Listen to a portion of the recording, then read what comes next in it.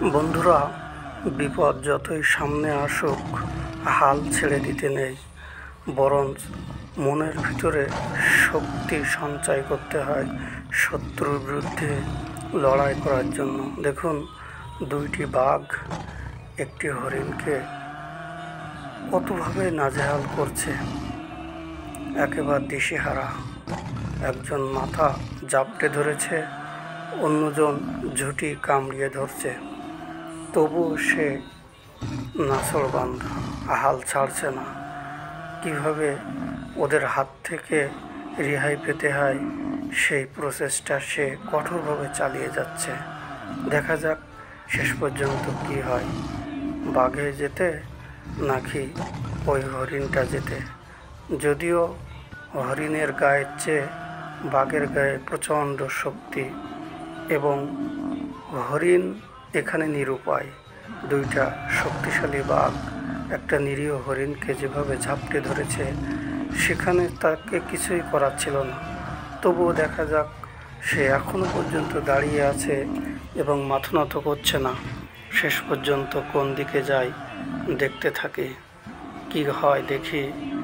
হরিণ কি করে তার নিজেকে রক্ষা করে দুইটা শক্তিশালী বাঘের আক্রমণ থেকে, তা দেখা যাক।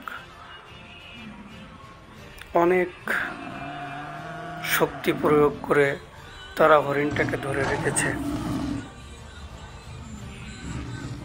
বাঘ তার সমস্ত শক্তি প্রয়োগ করে হরিণকে ফেলানোর চেষ্টা করছে।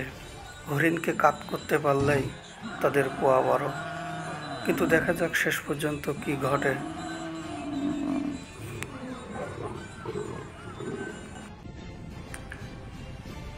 হরিণ এবং বাঘের লড়াই চলতেই আছে। নাছোড়বান্দা কেউ নিজেকে মৃত্যুর কাছে সঁপে দিতে চায় না, আপ্রাণ চেষ্টা করে নিজেকে রক্ষার জন্য। হরিণও তাই নিজেকে রক্ষা করার জন্য আপ্রাণ চেষ্টা করছে। যদিও বাঘ দুইটা যেভাবে ধরেছে তাতে মনে হচ্ছে না কোনো কাজ হবে, তারপরেও দেখা যাক। হরিণের বুকের ভেতরে পুরাটাই কলিজা, সে তার সমগ্র কলিজা দিয়ে চেষ্টা করছে নিজেকে রক্ষা করার জন্য। যদিও আজ ফিলিস্তিনবাসীকে ইসরায়েলের মানুষ যেভাবে আক্রমণ করে, তাতে মনে হয় যে তারা একটা ঢিল ছুঁড়লে এরা বোম ছুঁড়ে।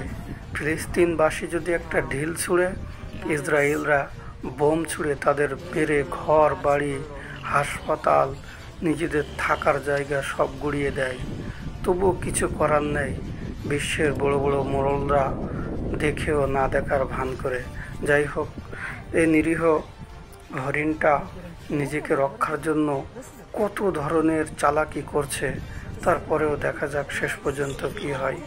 তিনটা বাঘ এসেছিল, একটা এদিকে আছে, আর এদিকে একটা বাঘ তার ঝুঁটি ধরে গোস্ত খাওয়ার জন্য মুখ দিয়ে ছিঁড়ে হরিণটা উঠে দাঁড়িয়েছে, এবং সে বাঘের বিরুদ্ধে নিজেকে দাঁড় করিয়েছে।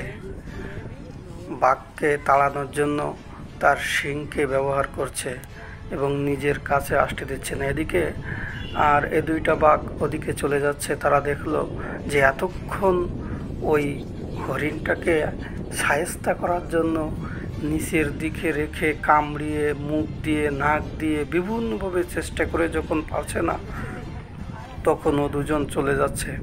কিন্তু এই যে বাঘটি, এ আবার খুব হিংস্র। এর গোস্তের যে স্বাদ পেয়েছে, সেই স্বাদ তার জিহ্বা থেকে যাচ্ছে না। তাই সে যে কোনোভাবে হোক এই হরিণের গোস্ত তাকে খেতেই হবে। তাই কিভাবে ঝুল কাটছে, কিভাবে হরিণকে পেছন দিক থেকে আক্রমণ করে তাকে খাওয়া যায় সেই চিন্তা করছে। আর হরিণ তার অন্তর, তার কলিজায় বিশাল সাহস লুকিয়ে আছে। সে তার সাহস এক বাঘের সাথে নিজে লড়ছে। তিনটা বাঘ, দুইটা চলে গেছে আর একটা আছে। সে শিং উঁচিয়ে বাঘটাকে ওখান থেকে খেদানোর চেষ্টা করছে। যদিও বাঘ ওর জিহ্বায় লেগে গেছে, হরিণের রক্তের স্বাদ, সেই স্বাদ পেয়ে সে নিজেকে আর মানে অন্যদিকে নিয়ে যেতে চাচ্ছে না, সে হরিণের সাথে লড়াই করবেই করবে। এই পৃথিবীতেও অনেক নিরীহ প্রাণী, নিরীহ মানুষ আছে যারা তাদের শত্রু অনেক হিংস্র, তবুও নিজেকে রক্ষার জন্য অনেক আপ্রাণ চেষ্টা করে, যদিও শেষ পর্যন্ত পারে না। অনেক ক্ষত বিক্ষত হৃদয় নিয়ে বেঁচে থাকতে হয়। তবুও ওই হরিণটা বাঘটাকে যেভাবে নাজেহাল করছে, সত্যি দেখার মতো।